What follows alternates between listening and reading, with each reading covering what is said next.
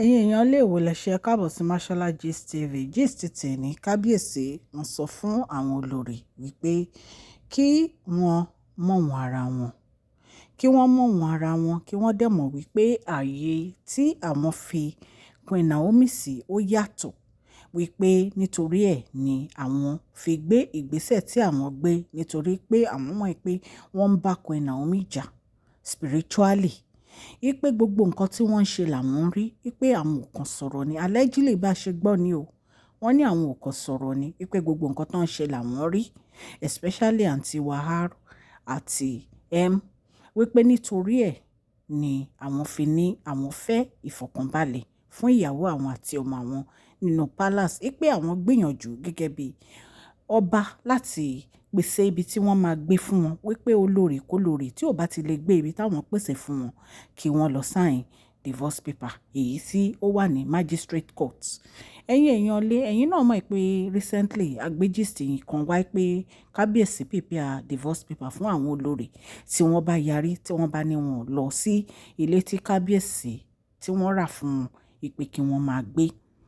Ẹ̀yin èèyàn lé, bàbá wa erin ńlá wọ́n gbìyànjú láti pèsè ibi tí àwọn olórí máa gbé fún wọn, ṣùgbọ́n wọ́n ní àǹtí Wahab, wọ́n ní kábíyèsí ti ní tí wọ́n bá ti lè kó ẹrù wọn lọ sí ibi tí àwọn pèsè fún wọn kí wọ́n lọ sign divorce paper. In fact gan, a gbọ́ pé kábíyèsí ti throw gbogbo ẹrù wọn síta, ìpè wọn ti ní kán bá wọn kó lọ sí ibi tí kábíyèsí rà fún wọn pé kán máa gbé.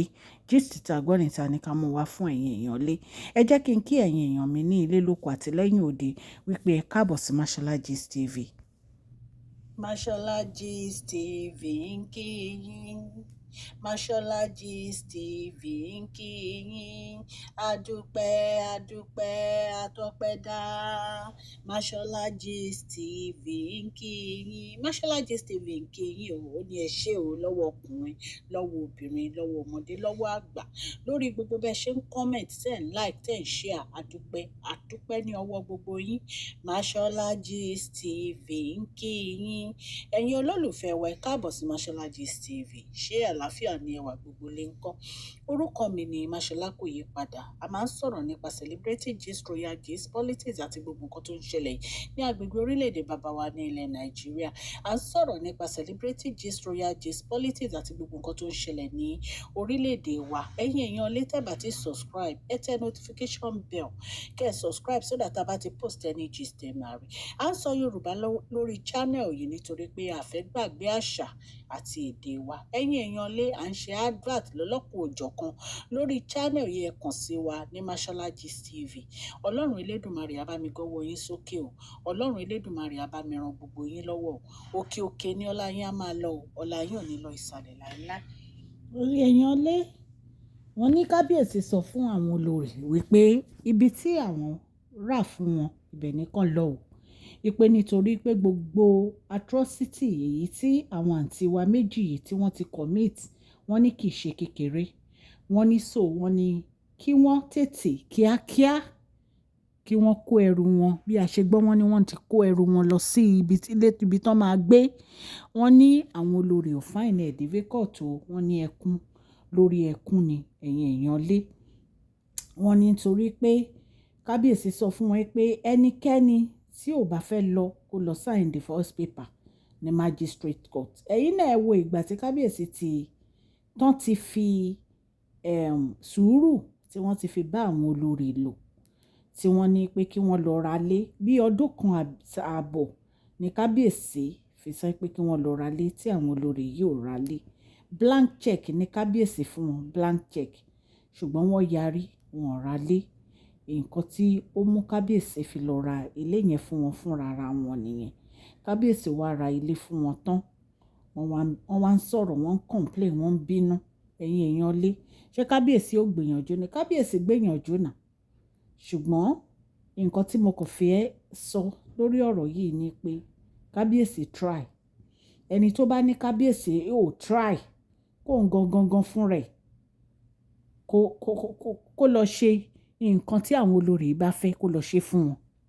Kábíyèsí gbìyànjú nítorí pé láti bí ọdún kan ni kábíyèsí ti sọ fún wọn kán lọ ra lé àwọn asanwó ẹ̀. Ẹ rí olórí Tèmítọ́pẹ́ náà, wọ́n ra lé náà. then Tóbi náà ó ralé. So the only person tí wọ́n yarí tí wọ́n ralé náà ni àǹtí wa A àti M àti R, àwọn náà yarí ni wọ́n ralé. Ṣó ti yé yín ẹ̀yin ará ilé? So kábíyèsí ní sùúrù fún wọn tó. So ní ìsìn tí kábíyèsí wá ralé tán wá kẹ́rù wọn síta, ìgbà yẹn làwọn èèyàn wá ń sọ̀rọ̀ kábíyèsí ní láti treat wọn gẹ́gẹ́ bí ìyàwó. Kábíyèsí try wọ́n treat wọn gẹ́gẹ́ bí ìyàwó. Àwọn gangan ni wọ́n fún ara wọn ní respect. Tíbi tí ọkọ èèyàn bá fẹ́ fẹ́yàn sí lèèyàn máa ń dúró sí. Kábíyèsí láwọn ò fẹ́ wọn fún palace fún àǹfààní tiwọn ni. Ṣé bá ṣe ń ṣe nínú palace yẹn ló dà? Tó jẹ́ pé ìjà lé ní ìjà lọ́la kán máa lọ rí oríṣiríṣi ìkòkò mọ́ inú ilẹ̀. Ṣé òun ló dà? Àbí kán máa ṣoògùn? Ṣé òun ló dà? Ìmọye ìgbà ní kábíyèsí ti rí nǹkan tó strange nínú yàrá wọn. Ẹ wo ìgbà tá a sọ gist kan fún yín wípé èèyàn kan appear nínú yàrá kábíyèsí. Ṣé bí a ṣe gbọ́, allegedly bí a ṣe gbọ́, ṣé bí àwọn olórí náà ni? Ètò jẹ́nu wọn la mọ̀ tán ni pé àǹtí wa M ní àǹtí wa A ló ṣe. So mélòó la fẹ́ sọ fún yín ẹ̀yin èèyàn wa? Mélòó la fẹ́ sọ fún yín? So nǹkan tí kábíyèsí ń ṣe, kábíyèsí gbìyànjú tó. Kábíyèsí gbìyànjú tó. Because tó bá ṣe ọkùnrin mi ni, ó ti máa lé ogbó wọn dànù. Kábíyèsí ò kàn fẹ́ kí image àwọn kí ó bàjẹ́. Nítorí ẹ̀ ni kábíyèsí fi ń ní sùúrù fún wọn. Kò sí ọkùnrin tó lè gba gbogbo nǹkan tí wọ́n ń ṣe. So ẹ̀yin ará ilé bí a ṣe gbọ́ nìyẹn tí wọ́n ní kábíyèsí ní kàn fi ìyàwó àwọn sílẹ̀ o. Gbogbo bó ṣe ń sáré kiri, gbogbo ẹ̀ ti tó gẹ́. Wípé ibi táwọn bá dẹ̀ fẹ́ wọn sí, ibẹ̀ ni wọ́n máa dúró sí. Nítorí wípé àwọn ni ọba, àwọn lọ́kọ wọn. Kò dẹ̀ sí ẹni tó máa sẹ́ pé àwọn ò ṣe tó máa fẹ́ yí ohun àwọn padà. Wọ́n ní kò sí ẹni tó máa ní àwọn ò ṣe tó. So ẹ̀yin èèyàn lé nǹkan tá a gbọ́ nì ta ní ká mú wá fún yín. Ọlọ́run Elédùmarè á bá mi gbọ́wọ́ yín sókè o. Gbogbo àdáwọ́lé yín á yọrí sí rere o. Ẹni ẹlẹ́ni ò ní gbà ṣe yín ṣe o. Òkè òkè ni ọlá yín á máa lọ o. Happy New Week to you all. Please share this video, like and subscribe. God bless you all.